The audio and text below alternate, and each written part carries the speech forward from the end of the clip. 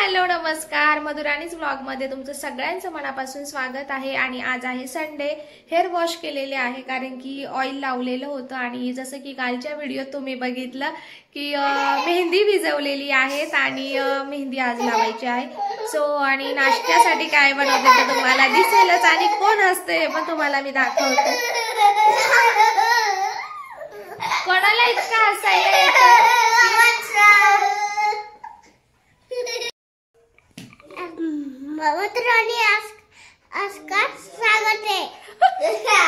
मधुराणीज blog मध्ये स्वागत है। ओके चलो, सो अशी आमची आजची दिवसाची सुरुवात झाली आहे आणि आज नाश्त्यासाठी काय बनवते तुमच्या सोबत शेअर करते। सो आज जरा वेगळं काहीतरी आहे। दोन प्रकारचे नूडल्स आहे। सो आता आम्ही बनवणार आहोत मंचुरियन नूडल्स।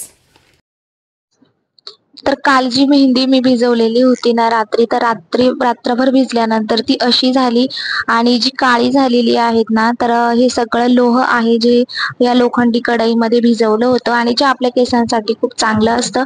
सो अशा प्रकारे भिजवलेली आणि त्यानंतर ना आता मी या ठिकाणी एक अंड फोडून टाकणार आहे जेणेकरून केस आपले खूप छान शायनी आणि सिल्की होतात।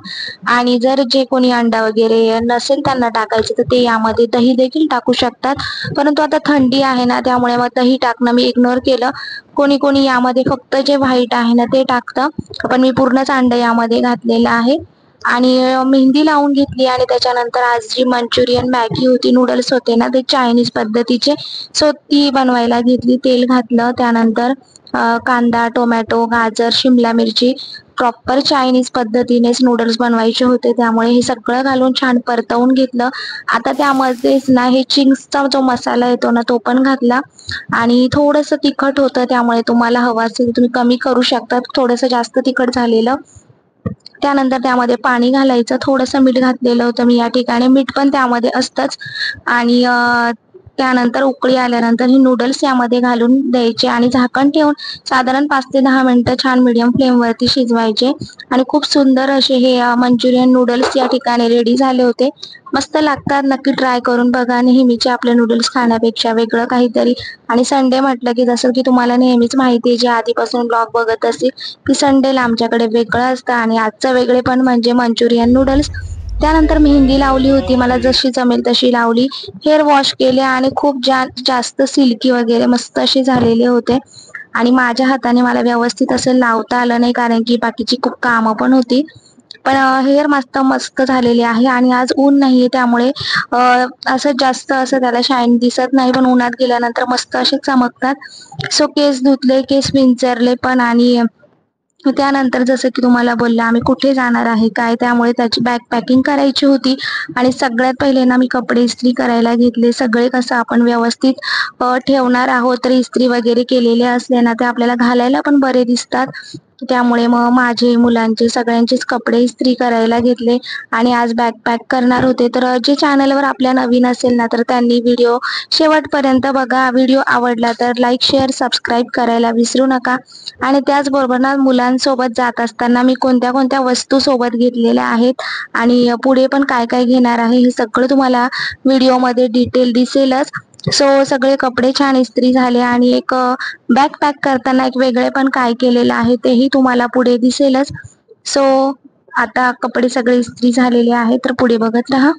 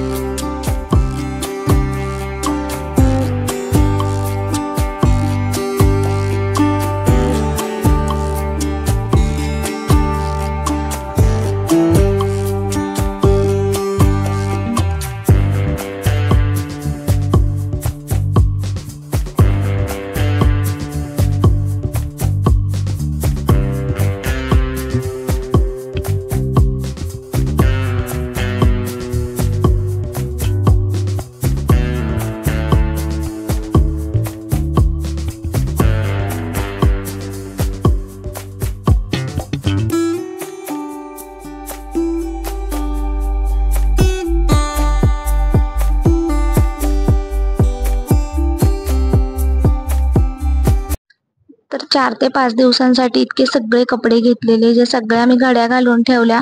आणि सगळ्यात महत्त्वाचं म्हणजे हे जे ऑर्गनायझर जे मी घरी बनवलेले आहेत ना, त्याचा उपयोग आता मी या बॅगमध्ये करणार आहे. 3 प्रकारच्या बॅग होत्या. 3 प्रकारचे हे बनवलेले होते, जे स्टोरेज म्हणून आपण ठेवतो. तर यामध्ये मी असे इस्त्री केलेले कपडे अशा पद्धतीने ठेवले आणि कमी जागेत खूप व्यवस्थित बसलेले होते. आणि अशा पद्धतीने ठेवल्यामुळे ना, प्रत्येक गोष्ट कुठे ठेवली ती इझिली दिसते आणि आपल्याला ज्या दिवशी जो ड्रेस वेअर करायचा आहे ना, तो मला इझिली दिसणार होता. त्यामुळे सगळं काही आपण जर जसं बॅगमध्ये एकावरती एक ठेवतो ना, त्यामुळे आपल्याला खालचे कपडे वरती, वरचे खाली असं सगळं उचकपाचक होते.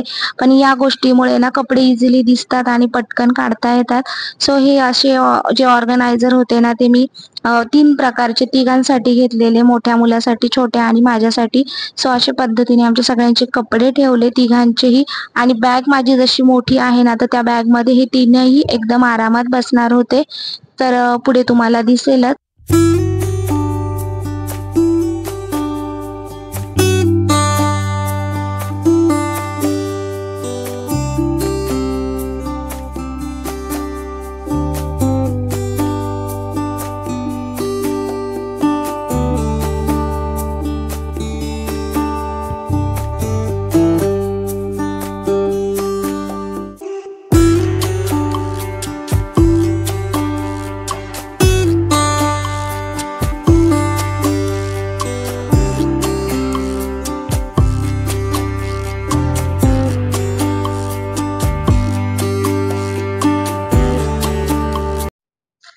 तर बघू शकता तीनही ऑर्गनायझर याच्यामध्ये बसले. आता तिन्ही प्रकारचे आमचे कपडे वगैरे जसे दिसतायत तसे प्रत्येकाचे काढता येतील, कोणाचे मिक्स होणार नाही. सोबतच मग मला लागणाऱ्या काही माझ्या स्किन केअरच्या वस्तू आहे, त्यानंतर चार्जर, सगळ्यात महत्त्वाचं मुलांची औषधं, प्रवासामध्ये ताप, सर्दी, खोकला किंवा लूज मोशन या सगळ्या गोष्टी झाल्या तर, नंतर ब्रश, मॉइश्चरायझर, कंगवा आणि थोड्याशा माझ्याकडे कॅरी बॅग आहेत त्या. आणि सगळ्यात महत्त्वाचं थंडी आहे त्यामुळे 2 शॉल घेतलेले आहेत. आणि त्यानंतर आपली जी हँडबॅग आहे त्यामध्ये ती घेतलेली आहे. आणि पाण्याची बॉटल, या सगळ्या गोष्टी आपल्याला मुलं सोबत असले की कॅरी कराव्या लागतात. आणि सगळ्यात महत्त्वाची गोष्ट ती येते मुलांसाठी लागणारा खाऊ, जो की मी पुढे गेल्यानंतर तो घेणार आहे. आणि काही गोष्टी अजून बाकी आहेत त्याही तुम्हाला दिसेल काय काय घेते ते. आणि त्यानंतर सगळ्यात पहिले ना, हे जे छोटंसं आहे ना ऑर्गनायझर, जे खूप महत्त्वाचं आहे. 3 सेक्शन आहे. एकामध्ये सगळे मेडिसिन ठेवले, त्यानंतर यामध्ये माझं स्किन केअर, मॉइश्चरायझर किंवा मेकअपच्या काही वस्तू, ह्या सगळ्या गोष्टी यामध्ये ठेवल्या. आणि एक जी बाजू आहे त्यामध्ये मग ब्रश वगैरे ठेवणार होते आणि बाकीच्या काही गोष्टी आपल्याला ज्या लागतात ते. त्यामुळे पसारा होत नाही आणि वस्तू खूप छान कॅरी होतात. जे लागेल त्या गोष्टी आपल्याला वेळेवर सापडतात आणि पसारा नाही आणि खूप जास्त ऑर्गनाइज असं मस्त वाटतं. मुलांसाठीचे हे 2 गॉगल होते, जे की मी हँडबॅगमध्ये ठेवणार. यामध्ये ठेवले तर उगाच तुटायला नको आणि लावायला मुलांना इझिली आपल्याला देता येतात आणि ठेवता येतात. म्हणून आपण हँडबॅग तर नेहमी कॅरीच करतो आणि त्यामध्येच मग चार्जर, वॉच अशा काहीशा गोष्टी आहे. सो तुम्हाला हा व्हिडिओ आवडला असेल तर लाईक, शेअर, सबस्क्राईब करा आणि पुढचा व्हिडिओ बघायला विसरू नका, कुठे चाललोय वगैरे ते. So bye bye.